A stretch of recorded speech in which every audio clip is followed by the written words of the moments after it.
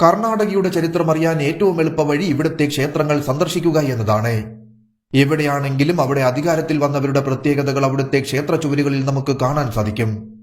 കലകളായും കൊത്തുപണികളായും നിർമ്മിതികളായും ഒക്കെ ചരിത്രത്തെ രേഖപ്പെടുത്തിയിട്ടുള്ള കർണാടക വിശ്വാസികളുടെയും സഞ്ചാരികളുടെയും മുന്നിൽ തുറക്കുന്നത് ഒരു വലിയ കാലത്തെയാണ്. അത്തരത്തിൽ കഴിഞ്ഞ കാലത്തിന്റെ അടയാളങ്ങളുമായി നിൽക്കുന്ന ഒരു ക്ഷേത്രമാണ് താരകേശ്വര ക്ഷേത്രം.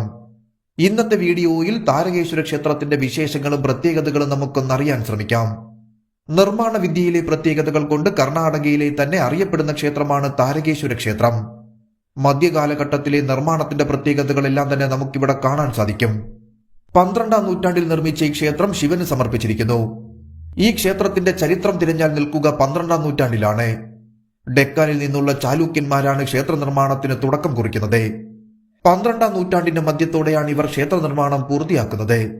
ക്ഷേത്രത്തിന്റെ പഴക്കവും മറ്റു പ്രത്യേകതകളും കാരണം പുരാവസ്തു വകുപ്പിന്റെ കീഴിലാണ് ഈ ക്ഷേത്രം സംരക്ഷിക്കപ്പെടുന്നത്. ധാരാളം പ്രത്യേകതകളുള്ളതാണ് ഇവിടുത്തെ കൊത്തുപണികൾ.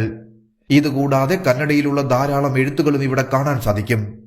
താരകേശ്വര ക്ഷേത്രം സ്ഥിതി ചെയ്യുന്ന ഹാംനഗൽ പുരാണത്തിലെ വിരാടനഗറായിരുന്നുവെന്ന് പറയപ്പെടുന്നു. അതായത് മഹാഭാരതത്തിൽ പാണ്ഡവന്മാർ അജ്ഞാതവാസം ആരംഭിച്ച കാലത്ത് കുറച്ചുകാലം താമസിച്ചിരുന്ന അതേ വിരാട്നഗർ തന്നെ. ഇവിടെ ആദ്യം ഭരിച്ച ആളുകൾ കാദംബ വിഭാഗക്കാരായിരുന്നു. ഹാവേരിക്ക് കാദംബ വിഭാഗക്കാർ നൽകിയ ഏറ്റവും വലിയ സംഭാവന ഈ ക്ഷേത്രമാണ്.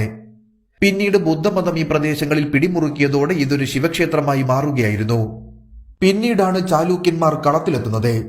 മറ്റ് നിർമ്മാണ രീതികളിൽ നിന്ന് വ്യത്യസ്തമായ തങ്ങളുടെ കുറെ ശൈലികൾ ചേർത്തവർ താരകേശ്വര ക്ഷേത്രത്തെ മാറ്റിപ്പണിതു. കൊത്തുപണികൾ നിറഞ്ഞ ചുവരുകളും തൂണുകളുമെല്ലാം ചാലൂക്യരുടെ സംഭാവനകളാണ്. ഇവിടുത്തെ ഏറ്റവും പ്രധാന ഹാളിൽ അതിന്റെ മറ്റൊരു രൂപം കാണാൻ സാധിക്കും. താമരയുടെ രൂപത്തിൽ കൊത്തുപണികൾ നടത്തിയിരിക്കുന്ന മേൽക്കൂരയാണ് പ്രധാന ആകർഷണം. ഇതുകൂടാതെ ചുവരുകളിൽ മിക്കയിടങ്ങളിലും രാമായണത്തിലെ പല ഭാഗങ്ങളും കൊത്തിവെച്ചിരിക്കുന്നതും നമുക്ക് കാണാൻ സാധിക്കും. ശ്രീകോവിൽ, അന്തരാളം, നവരംഗം, സഭാമണ്ഡപം, മുഖമണ്ഡപം എന്നിങ്ങനെ പല ഭാഗങ്ങളായി ക്ഷേത്രത്തെ തിരിച്ചിരിക്കുന്നു.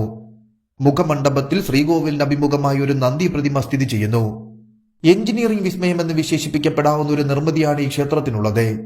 മിനുസമായ ചുവരുകളും അതിലെ മണിയുടെ ആകൃതിയിലുള്ള കൊത്തുപണികളും എല്ലാം വളരെ വ്യത്യസ്തവും സൂക്ഷ്മവുമായ നിർമ്മാണത്തെയാണ് കാണിക്കുന്നത്. ആനകളുടെയും മറ്റു കൊത്തുപണികളുടെയും വലിയൊരു ശേഖരം തന്നെ തൂണുകളിലുണ്ട്.